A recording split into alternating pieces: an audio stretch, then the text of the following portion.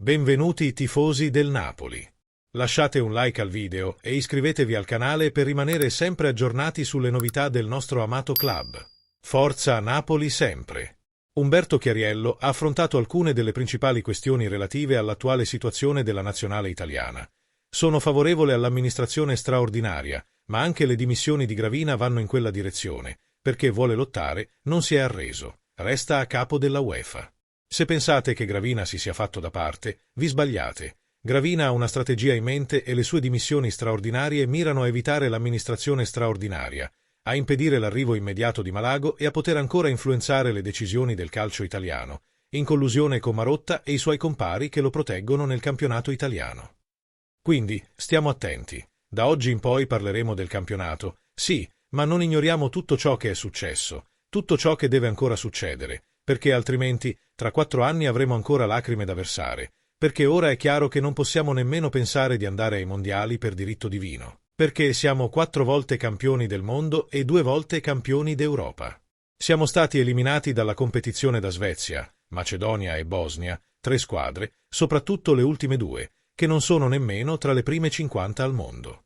Una quarta eliminazione potrebbe ripetersi, perché ricostruire non è facile, ci vuole tempo, ci vogliono anni, ci vuole il ciclo giusto, ci vuole una squadra con carta bianca, con il giusto spazio, una riforma del campionato che dia più spazio nei momenti giusti, non una pausa mensile che interrompa il campionato. Abbiamo bisogno di un piano. Quindi, oggi quello che voglio dire è che non sono d'accordo sul fatto che licenziare le persone non basti e non serva a nulla, a meno che non ci sia un progetto affidato a persone che sappiano gestirlo, che sappiano lavorare, che abbiano un profilo internazionale, che abbiano carisma e, soprattutto, che abbiano il potere di realizzarlo.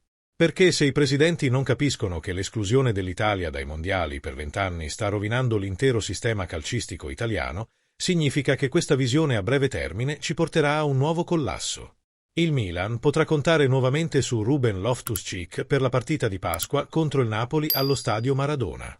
Dopo oltre un mese di assenza a causa di fratture ai denti superiori e all'osso alveolare, l'inglese è pronto a tornare in squadra prima del previsto.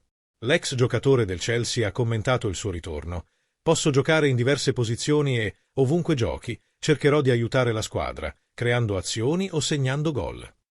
Sono felice di poterlo fare. Un rinforzo prezioso per Massimiliano Allegri, soprattutto in una partita così cruciale.